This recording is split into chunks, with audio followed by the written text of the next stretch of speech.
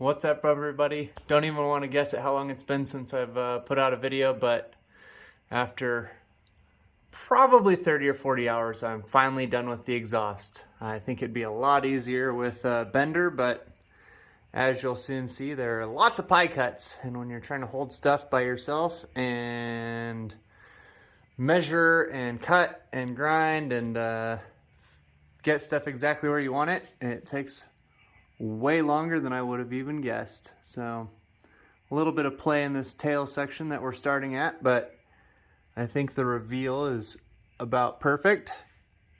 Very subtle, just barely sticks down with the 3-inch. And working our way forward, we come to the first section of 1 bajillion pie cuts. Wrapping our way around the 4-link with, whoa, lots of light. About 3/16 of an inch clearance everywhere. Snaking our way past the 4-link. Couple more pie cuts. Past the rear end that I need to put some oil in. And to our first exhaust hanger, which is stolen off of some sort of diesel. And you see up and over the axle with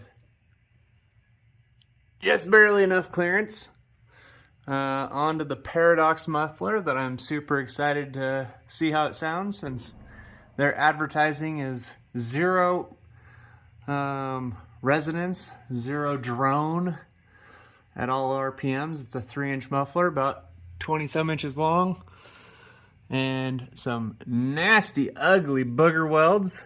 Pie cuts, more pie cuts to get the muffler up as tight as possible to within reason to the floor pan and still allow for some possible insulation. This is all stainless steel 3-inch exhaust, and my thought is when I pull this out, I'm gonna grind at least wire wheel off all these welds and paint them with some high temp silver paint so they won't rust. Theoretically, the only thing that should rust is the welds, since the rest of it's stainless steel. And past the transfer case cross member, I did notch the floor pan behind the passenger seat and into the rear footwell. And I will be grinding some of these welds and making it look somewhat pretty. I'm going to build a plywood car rotisserie to pull the subframe off and then tilt the car up on edge. I'll probably make a short video about that, and since I'm stealing the idea from somebody else, I won't go a whole lot into the construction since it's already been done. But at that time, I will undercoat, grind any welds, finish patching the floor. Getting here past the transmission cross member. And some more turns. Holy cow, got the light way bright. This son of a gun took me forever to place. This is the electric cutout, and I ended up taping stir sticks everywhere with painter's tape to get me, hopefully that's in focus, about 3/16 of an inch of gap from everywhere it could possibly touch. And it took me an eternity to hold this thing in place and get it to where it didn't bang up against anything. There's some unfinished welds there, just enough to hold it in place. Like I said, this is one of the major sections that I'm going to weld and beautify when I pull the motor to gap the rings. Let's see, I'm gonna pause this for a second and get up top, lower the car down, and show you some of the other portions of the exhaust system and what I had to do to snake it up over the axle. So just a second. All right, we're back. As a side note, I don't know how the heck I would have done this project without a car lift. It seems like a pretty crazy splurge, but I see these things all day long for $1,500 in Oregon, even in 2023. And they're pretty easy to hook up, 220 power, bolted to a concrete floor. And I have had this car up and down 100 times, no exaggeration, just doing the exhaust. So probably the best investment I've ever made as far as tools go. And let's see, up here on the top side, down there you can see the, oh, where is it? That's the top side of the exhaust cutout. It's remote controlled, kind of hard to see, it's a bit easier to see from the bottom. And then up here to the turbo. The electric cutout is remote controlled. It's from Spelabe, S-P-E-L-A-B-E. I did a short video on it. Anyways, super nice quality. It was about $125 on Black Friday. I've probably got literally $100 worth of Chinese V-band clamps. They sure make stuff easier to position and rotate and hold in place. And the 3-inch stainless steel Amazon exhaust kit was, was it $250 maybe? So $250, $354, $500 worth of just parts in the exhaust. It would have been a little bit cheaper had I gone with mild steel, but I'm hoping that since this is my forever car, that the stainless will last a little bit longer.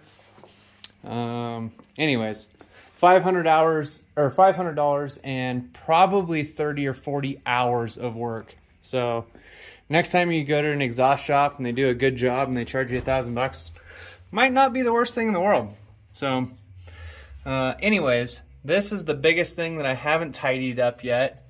I will be putting a spacer between the coilover and the exhaust when I finish weld everything up. But in order to get over the corner of the exhaust tank, which about a 1/4 inch of space there, in order to get up and over that, I had to cut a corner out of the trunk. This is what most of the pros do, including Detroit Speed Engineering, Mark Stilo. Those people, they either cut out the trunk or they notch the exhaust or the gas tank. And since I trust my welding so much, I decided to go with the thing that wouldn't leak flammable substance on my pride and joy. So gonna make a patch panel for the trunk, and that'll be about it. I spent a tremendous amount of time sucking the exhaust up close to the bottom of the car. It's sitting flat on the ground, and you can just barely see the muffler below the 4-link. And since I'm going for stealth, you can just barely see the exhaust tip poking down. And this Roadster shop car is the one I got my inspiration from. I don't know if you can see that, but I like to cut out pictures, tape them on different corners of the car as inspiration. I've done it on a lot of things, including front quarter panels, anywhere where I just don't want to forget something or see how it looks, see how the suspension sits, and whatnot. That's a fender flare, which I've pointed out. And then the last thing is on other side. Hopefully you guys aren't getting dizzy from my stellar camera work. But this is a piece of 4-inch diesel exhaust tubing that I got for free off of Craigslist that I used to create my tunnel for the 3-inch exhaust pipe. So got it all welded in there. Doesn't really protrude into the passenger footwell very much, and it clears the seat mount. So pretty excited about how that turned out, and hopefully one of these days soon I'll hear what it sounds like. But as far as the construction aspect goes, that's all of it.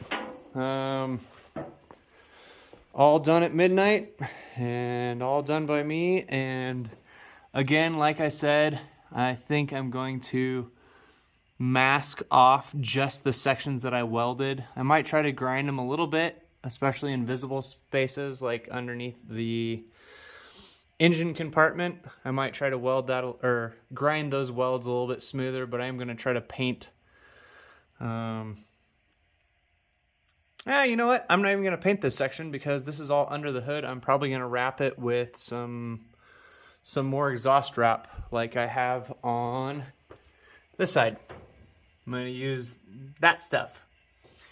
Usually I would buy that from Amazon, but I've gotten lucky a couple of times and I don't see it on the shelf, but oh, here we go. I've found multiple sets of brand name Design Engineering exhaust wrap for super cheap on Craigslist and Facebook Marketplace. I got 2 full rolls for $15 on Marketplace, same price as the generic stuff off of Amazon. And so this whole section I will be wrapping in exhaust wrap. And then those are where I'm going to stick my O2 sensors. In the stream of the airflow, minimum 18, but probably closer to 24 inches behind the turbo and pointed down so that they don't collect moisture. So that's the synopsis of the exhaust.